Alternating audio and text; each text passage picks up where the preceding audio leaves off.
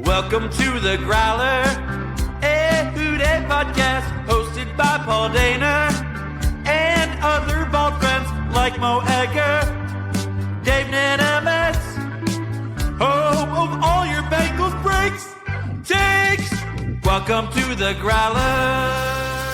All right, welcome into the latest edition of Balds Don't Lie on the Growler. Paul Dana Jr. here with you, along with my good friend and yours, coming to you live from a parking lot in, where are you?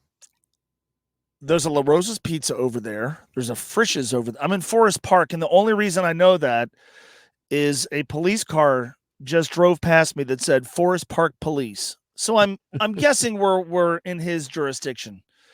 We sold the house and now we live in this car. I'm sure your daughter's sleeping in the back right now, so we'll try to keep it down. Exactly. The dedication right here is she's in the playroom. It's the trunk. Keep it down back there, honey. It's incomparable, and just appreciate you joining and doing this today. I'm really sorry that this is my setup, but no, leaps and bounds above expectation. Absolutely, wanted to prove to you and your audience my dedication to being on with you and having the proper audio equipment. Yeah, I mean, there's no doubt. I mean, you're all the way set. The microphone in the car is a nice combo, I gotta say. You never know when a show is going to break out. You never know when you're going to have to broadcast, right? And here you are. Right. Thanks as always to Mo for joining us here on Balds Don't Lie. Reminder to everybody, if you have any questions or comments, or you just want to reach out to Mo for help, send those to the Growler Podcast at gmail.com. And we'll get to them whether on PD&J or on Who Dey Light with Mark on Friday. The next live show at BetMGM and Nation is coming up. That will be on Monday before Monday Night Football at 4:00. We're going to be giving away a Jamar Chase jersey. I've got a Joe Burrow cooler given to us by Body Armor because they just send stuff to you sometimes. It's pretty nice, actually. Gift cards, of course, bonus bets, Nation gift cards. Come on down. We're going to be having a great time. It's going to be so much fun at Nation Kitchen, BetMGM down at the Banks, right off of the party happening on the street. So we hope to see you there then. Mo, here's what I want to do. Oh, no. Mo's gone down. The camera's taking a shot. It's okay. We're getting. Oh, here we go. We're going to get the full car look now. Here it comes. I'm so sorry. Okay, now I was just trying to reduce that glare, and all right, now we're ready. Okay. I'm good. You're ready. It looks. I appreciate it. Never be on this podcast again, will I? Absolutely. I actually want. It'd be a great segment to do is if we could find how obscure of a location we could put you in every week. Like, how weird could it get? That I could go for that. This is obscure. This is weird, and I'm not sure it's 100% safe. But okay, here we are. The police are around. They're looking out for you. Oh, they might be knocking on the window soon with concern for your well. Sir, what are you doing? Yeah, anyway. Podcast officer.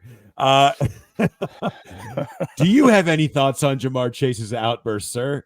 All right, let's start there. I got 4 topics that I want to suggest. Let's just talk through real quick. And then get you out of Forest Park. Number 1, I want to start with here is Jamar Chase's attitude a problem right now? I have a hard time going that far. It was a problem on Sunday. I'll chalk that up to an isolated incident that he was. It's an extraordinarily heated game. These are unbelievably close rivals. There's a lot of shared history. He had a beef with the hip drop tackle. I'm sure there's also the accumulation of frustration based on a lot of different things. And he blew a gasket. He can't do that. He shouldn't do that. But this is not a player who, in my experience, has a reputation for behaving that way. He's competitive. He cares. I'll tell you what, for those who thought, well, Jamar's just going to sort of coast through the season now. No. I I didn't like it, but I don't know if his attitude. I mean, look, he was the same guy who last week was publicly taking the case up for Jermaine Burton, which I thought was really cool, and I thought sort of got lost amid all the talk of, him saying the Bengals are the team to beat in the AFC. I thought that was cool. No, I mean it can't happen, and in the moment that was a little selfish, but it was an isolated incident. It cost the team, but I don't know that I'm willing to say that he has an attitude problem. I think that's a little bit unfair, don't you? Yeah, I do. I don't think go there, but I think you're hearing that, and I think you're hearing, I hear concern levels about where he's at, and there's like, this is you're not going to go all the way to 10, right? But this is step 3 if you ended up at 10, right? This is what the beginning could look, where those were signs. We saw those signs earlier. I'm not saying it's going to go there. There is no point where what happened Sunday can happen, though. Like you can't get yourself in such a place torn up mentally, because if we're going to say that what happened in losing it and consciously going back a second and third time, because it's one thing, Mo, you've been known to have an outburst. I've been known to have an outburst. Sometimes things happen, right? And the instant reaction, I'm not gonna necessarily always apologize for, because we're reactive, emotional people. But it's when you have a chance to think about it, and then you go and you consciously make the second decision to say, I'm going in, it's about me right now, and do, the selfish thing at that point. And that's what draws the flag, is when it becomes more of an issue and you worry about it. You can't get yourself into such a place mentally that's where you go. And maybe this will be the wake up call again, like you said, for a guy that doesn't have history of losing it. But you hope that is the case. And I do think that there is it's a seed. It's a seed that you gotta nip right now and say, look, it can't be like this. You can't have yourself in that kind of a place in these games. It's worth keeping in mind as the season unfolds. It's worth paying attention to and just sort of mentally jotting down. And if things continue in that direction, then then Sunday was a pretty big moment. But I will give him the benefit of the doubt and assume that in the immediate aftermath, or the not so immediate aftermath of the game, there was some degree of self-reflection where he goes, oh man, what am I doing? Like I had every right to be pissed. Fine, I'm frustrated. It happens. I can't do that. Maybe he does that. Maybe he doesn't. But I'm going to assume there's something there, whether it's a conversation with his teammates, with Joe Burrow, with his coach, with someone else in his life. And he just goes, holy crap. I mean, maybe seeing it on television or seeing it on film or seeing it on social media, he's going to step back and go, good God, what am I doing here? And I'd like to think that that's the case. That's the sign of a mature person. We've all had outbursts, and then we step back and go, oh man, I can't do that. Right? Like that's not acceptable. Hopefully that's the case. But sure, I mean, you kind of mentally make a note of it and go, all right, let's see where things go from here. That's not acceptable, though. I mean, what he did on Sunday, I'm all for being emotional. I understand the environment that he's in. I understand what he's been, dealing with from the business perspective. But that's not acceptable. Okay, does it prove to be an isolated thing or the start of a trend? I'm going to assume an isolated thing, but I'm certainly going to be watching for next time something happens in a game where Jamar doesn't get his way. What happens next, especially in an environment like that? What happens the next time Jamar doesn't get what he's looking for? Do we see something like that? And if the answer is yes, then the conversation changes. Right. All right. Number 2, how you came out of that game feeling the Bengals are in a good place, or 0-2 is 0-2? I feel like they're in an okay place. It's right now wondering, like, do I have to play defensive tackle for this team? That's not a good place. I mean, that's like we talked a month and a half ago. Is their run defense going to be good? No. Well, it's even worse if you don't have BJ Hill and Sheldon Rankin. So, like, what's the status of the defensive line? But the theme of the game for me was,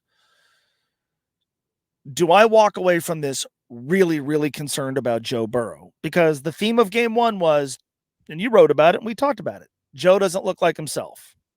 Joe is uncomfortable. Joe is maybe not 100%. Is this what the offense is going to look like? Is this how he's going to play?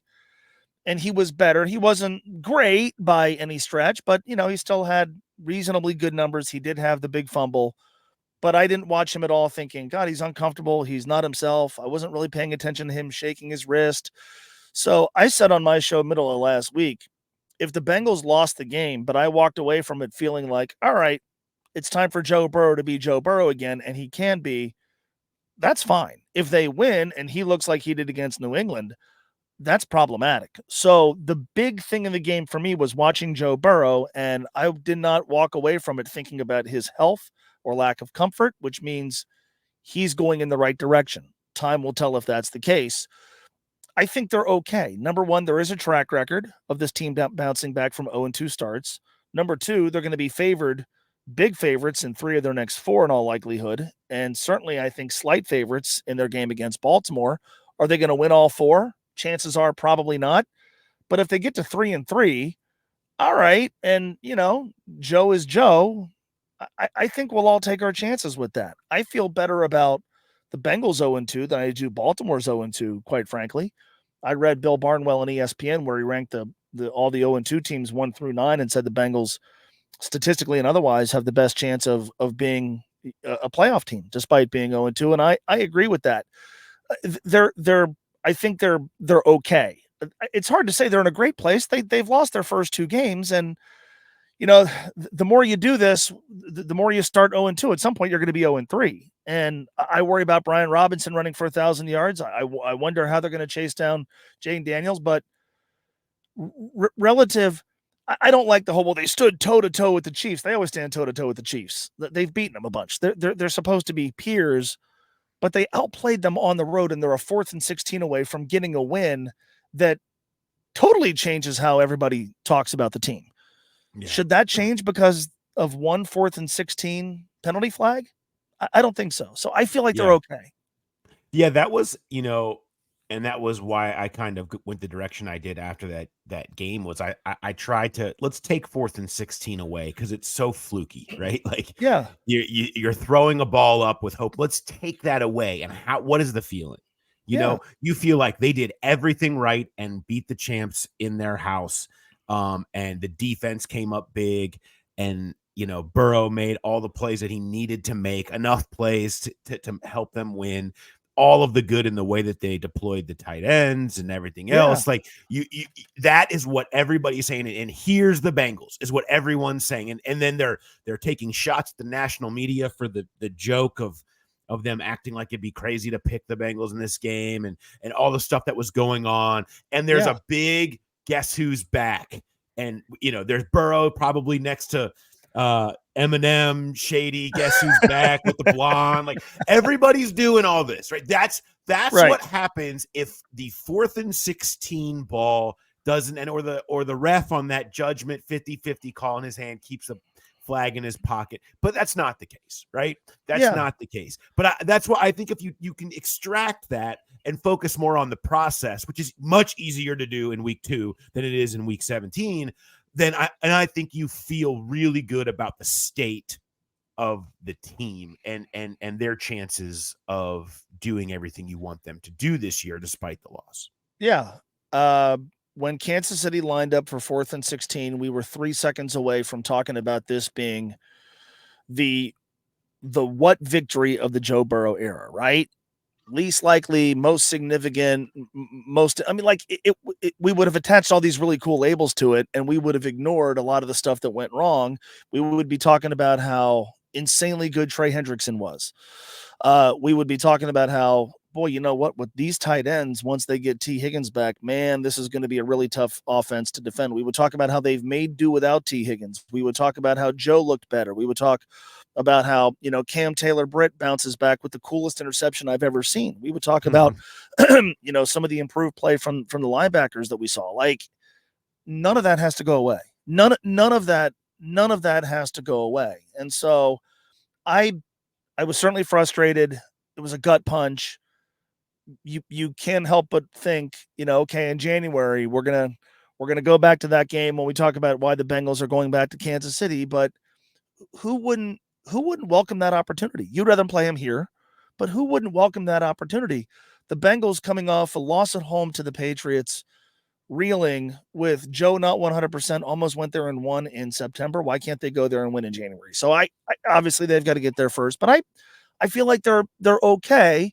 Now, I'm apprehensive because at some point they're going to start 0-2, and then 0-2 is going to be 0-3, and then the conversation shifts entirely if, oh boy, the Commanders came to town and Brian Robinson ran for 150 yards and the Bengals offense sputtered and they lose another game that they shouldn't where they're heavy favorites. But as of right now, I feel okay about their chances. And if they're 3-3 through 6 games, all things considered, I hate that we keep doing this. Yeah. I'll take my chances. I'll take my chances with this team's middle of the season track record. Note that, you know what they say in corporate world, put a pin in that. We're going to come back to that in a minute, but I want to talk about is that what they say in the corporate world?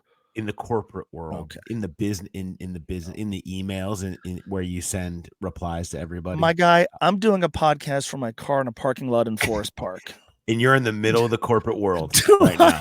Do I look like I engage often in the corporate world? No. That's okay. That's okay. It's your dedication that stands above the rest right now. Yeah. I want to talk about this defense through this lens. Has your outlook for this Bengals defense changed after 2 weeks? Not really. Didn't think they were going to be good against the run. Don't think they're good against the run. Think they have a lot of upside in the secondary. Secondary is going to be tested. How do they respond? How do they bounce back when they fail those tests? We saw that. Trey Hendrickson was unbelievable. I mean, they're having to grab him around his neck. He's getting a tackle benched. I mean, we knew that. They need help on the edge. I think that's been confirmed. I went into the season thinking they've got to be a league average defense and they've got to be significantly better against explosive plays in the air. In 2 games, they've given up 1, if I'm not mistaken. The Rashee Rice touchdown. Right. And we didn't think they'd be great against the run. And that's troubling. It's troubling not just because they're not good against the run, but it's troubling because of the attrition at the defensive tackle spot and on the defensive line. But do we still think this defense can be league average? Yeah, I do. And by the way, like there aren't a lot of threatening offenses on their schedule, man. I mean, does Baltimore's offense look threatening right now? To the Carolina Panthers, to the New York Giants, to the later in the season right now, the Cleveland Browns, the Pittsburgh Steelers, there just aren't. I mean, granted, Kansas City wanted to run the ball and ran the ball effectively. Patrick Mahomes threw for 151 yards, second lowest total of his career. How many quarterbacks are on their schedule where you're like, oh boy, he's going to expose them or he's going to dramatically test them? So I don't think my outlook for the defense has changed, but my expectations were modest-ish because I just didn't think they'd be good against the run, and because I was hoping they would essentially be league average across the board. And, if you look at where now 2 weeks, so small sample size alert, but they are that. They're 15th in points allowed per drive. What's changed, and you can say it's usually very opponent-based right now, but, they played maybe arguably what's going to be one of the best offenses and arguably what may end up being one of the worst. So they end up in the middle. You end up with an average slotting there. But what's changed it for me a little bit was, while we thought they could be better in the explosive play area, I don't think we expected that they could immediately be as good as they've been. They're currently ranked 3rd in explosive play rate. You mentioned the 1. I mean, 7.3%. They have taken this weakness, extreme weakness from last year, and have turned it into an extreme strength. And that was the difference between getting to average and then you bet on the rest of it. I think teams that show up with the dedication to beating him on the ground that aren't going to be like, well, we're not going to take the ball out of Patrick Mahomes' hands and be willing to throw it. Maybe those are teams that can have a little bit more success, but I feel like you got to feel pretty good about the fact that they've been able to really address what was their biggest problem last year and what you felt like, would be the thing that could still continue to linger at least a little bit and change the possibility of what they can be. And that looked like old Bengals Chiefs, where Lou Anarumo and that defense was winning, was confusing Patrick Mahomes, and turning them into uncharacteristic errors. And if that can be the case, well, that can be a winning formula for this entire team. They got a touchdown on a throw to a backup tackle and a touchdown on a Joe Burrow fumble that was returned for a score. Mm-hmm. They didn't go and get trucked by and again, they connected on the one, was it 44 yards downfield to Rashee Rice. Okay, fine. Like that's going to happen, and it's going to happen against that team. But like we discussed this in early August. If you're worried about them stopping explosive plays, show me the offenses in the regular season who are going to exploit that. Who's going to put up a bunch of explosive plays in the air against this defense?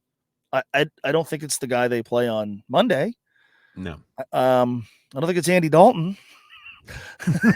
I'm really looking. By the way, the Carolina week on the schedule just felt like a real lull, or maybe we try to trot out some weird old stories, or we have to be talking about some off-season type stuff. Now, I couldn't be more excited for your show the whole week of Andy Dalton week, and really all of Carolina. It's going to be very exciting too. Right. So go down does it look like it's the Baltimore Ravens right now?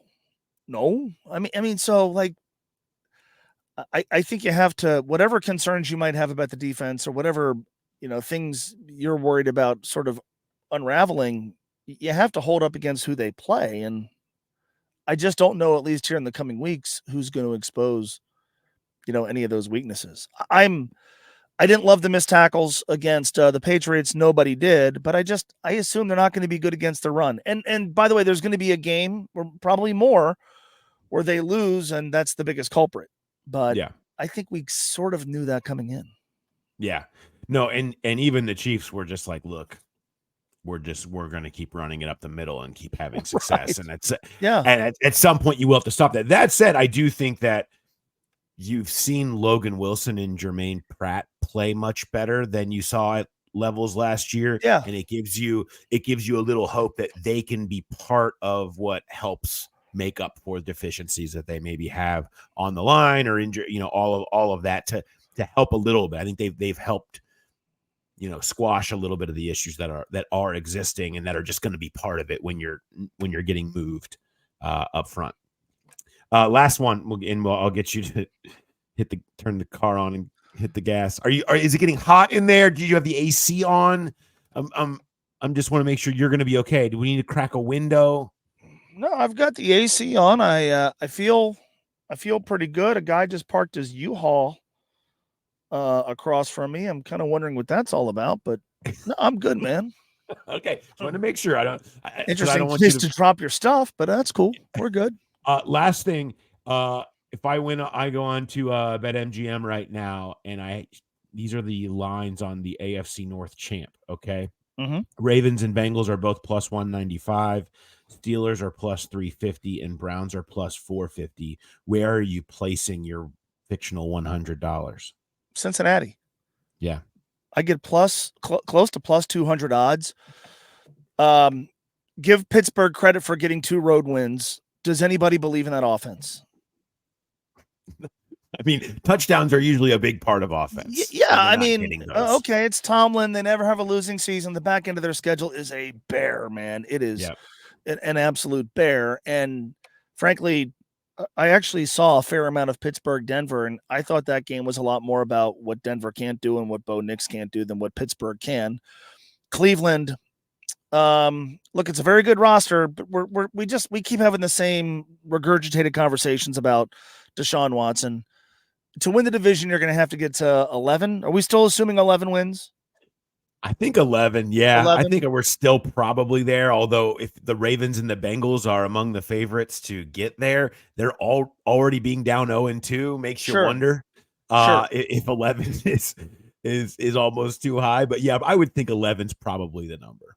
Yeah, I mean, they've had 24 penalties in 2 games. They should have beaten Jacksonville by more than they did, and they were just smoked by Dallas, who then in turn got destroyed this past Sunday.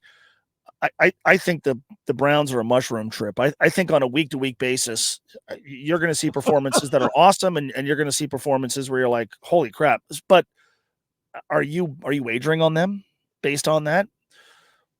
Baltimore, they lost a lot of guys, man. They lost a lot of guys. Big problems. Yeah. That Raiders loss is brutal for them, considering what they have coming up next and the issues that they have on their roster right now. The like Mark Andrews looks old. So I'll say Cincinnati at 0-2. The schedule, we keep talking about the 4th place schedule, but the schedule in the coming weeks gives them a chance to get to late October playing from ahead. When Burrow plays a full season, they win the division. He looked better on Sunday than he did the previous Sunday. So that tells me from a health perspective, he's trending in the right direction. If they keep him upright and he plays 16 to 17 games, why would I bet against him? So yeah, even at 0-2, I'm getting plus odds for that. Yeah, let's do it. But again, I keep coming back to this. Despite feeling like they're going to be okay, there's going to be a season, if this is just what they do and who they are, where 0-2 turns into 0-3. That cannot happen. Yeah. I'm with you. I judge by what team will have the best offense by mid-November, and it's hard to argue right now that the Bengals do seem like they would be that team.